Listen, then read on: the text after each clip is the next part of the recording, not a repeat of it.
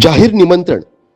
कोकण पाटबंधारे विकास महामंडळ ठाणे जलसिंधू जलसंपदा विभागातील अधिकारी व कर्मचारी निवास संकुल या कामाचा भूमिपूजन सोहळा शुभ हस्ते माननीय नामदार श्री नितेश राणे, मंत्री मत्स्य व्यवसाय व बंदरे महाराष्ट्र राज्य तथा पालकमंत्री सिंधुदुर्ग. प्रमुख अतिथी माननीय श्री नारायण राणे, लोकसभा सदस्य रत्नागिरी सिंधुदुर्ग मतदारसंघ. माननीय श्री प्रमोद कामत, अध्यक्ष जिल्हा परिषद सिंधुदुर्ग.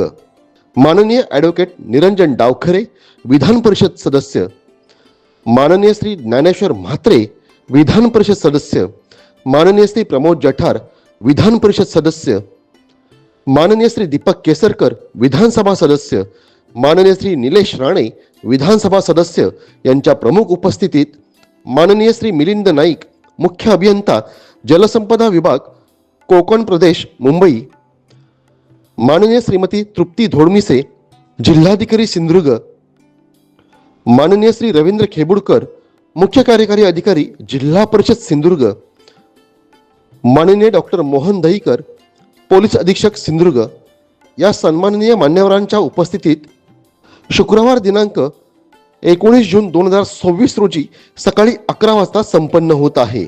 स्थळ जलसंपदा वसाहत कलमट, तालुका कणकवली.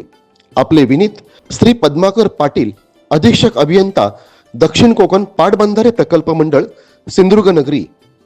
श्री अमोल चोपडे, कार्यकारी अभियंता लघु पाटबंधारे विभाग ओरोस सिंधुदुर्ग नगरी. श्री मंगेश माणगावकर, उपविभागीय अधिकारी पाटबंधारे बांधकाम उपविभाग क्रमांक 2 कणकवली.